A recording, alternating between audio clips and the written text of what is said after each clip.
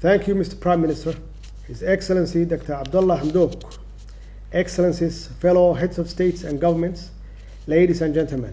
Mudane Ra'iisul Wasaare Dr. Cabdullaahi Xamduug, madaxda dalalka iyo dawladaha IGAD, mudanayaal iyo marwooyin. Waxaa sharaf iyo mudnaan ii ah inaan ka soo qayb galo shirka madaxda IGAD ee maanta ku qabsoomaya dhanka qadka. Waxaan kaaga mahadcelinayaa mudane Dr. Xamduug qabanqaabinta iyo qabashada shirkan. Tani waxa ay marag u tahay dadaalkeena wadajirka ah ee aynu ku doonayno inaynu ku xaqiijino iskaashi bulsho iyo mid horumareed oo ay ku tilaabsadaan dadiyowga ku dhaqan dalalka IGAD, taasi oo ah mid dhammaanteen isu keentay xilliyo adag oo ay jiraan xaaladaha adag ee ka dhashay cudurka safmarka ah ee COVID-19. On the South Sudan peace process, I would like to recognize the efforts of all the parties to work towards political reconciliation and the strengthening of security cooperation.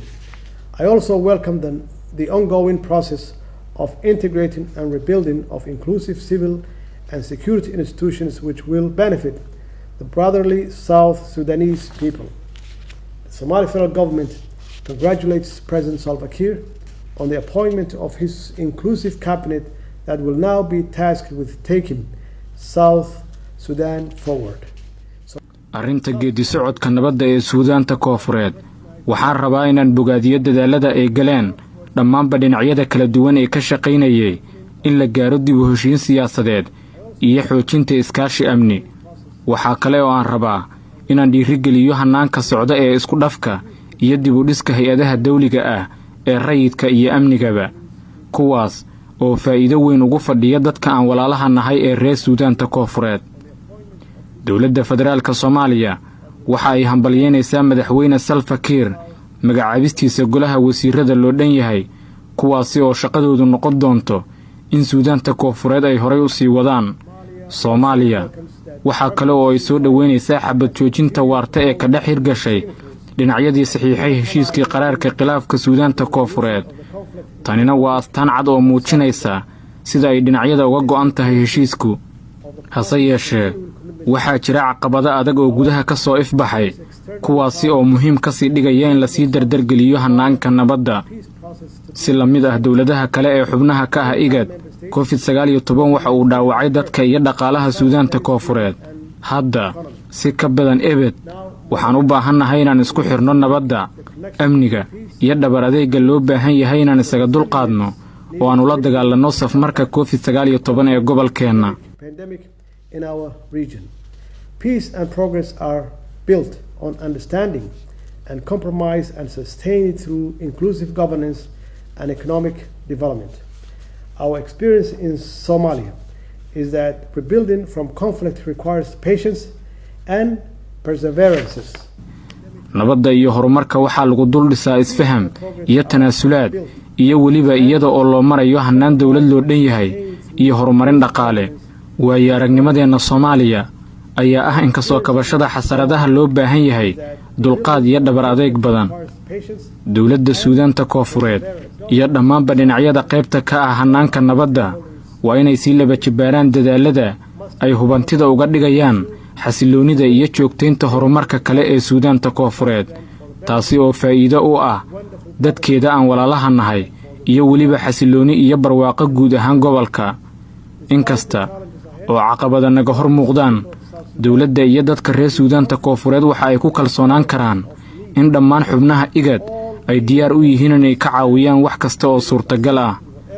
Madaxda dawladaha iyo dalalka IGAD, mudanayaal iyo marwooyin, xaaladda COVID-19 ee Soomaaliya ayaa ah hadda mid degan, waxaana hadda noo kordhay aqoon badan oo xakamaynta cudurka ku saabsan, annaga oo adeegsanayna tijaabooyin kala duwan, iyada oo la wada og yahay in ka hortaggu uu ka wanaagsan yahay daweynta.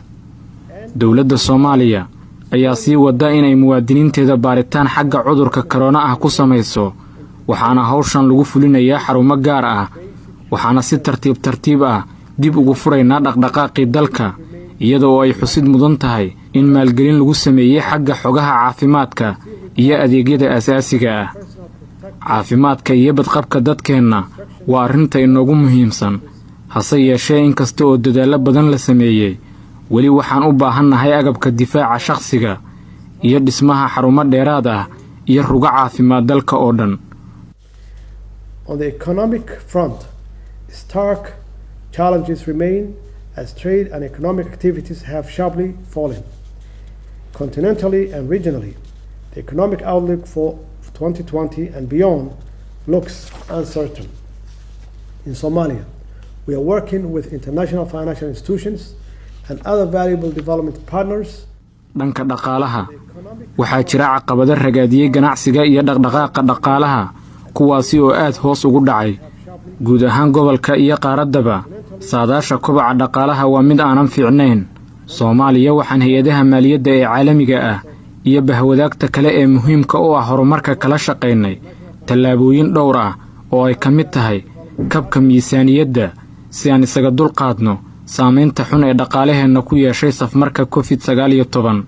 Caqabadaha dhaqaale ee guud ahaan haysta dalalka IGAD waa arrin ay qasab tahay inaan qiimayno kana baranno casharo muhiim ah innaga oo horay u sii ambaqaadayna iskaashigeenna dhaqaalaha si aynu u hubinno in xogaynta IGAD ay si fiican ugu diyaargarowday dadaalada dib u dhiska iyo soo kabashada ee dalalka urur goboleedka IGAD marka laga gudbo cudurka COVID-19.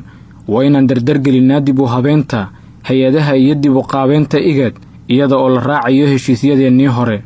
Midani waa ahmiyad muhiim ah oo ay tahay inaan fulinno si aynu u xaqiijinno howlaha wax ku oolka ah ee ururkeenna iyo sidii aynu u xoojin lahayn ka falcelinta caqabadaha dhaqan-dhaqaale iyo amni ee gobolka horyaal. waad mahadsantihiin dhammaantiin. Of our organization and to strengthen it to respond to the serious regional socio-economic and security challenges ahead. And I thank you.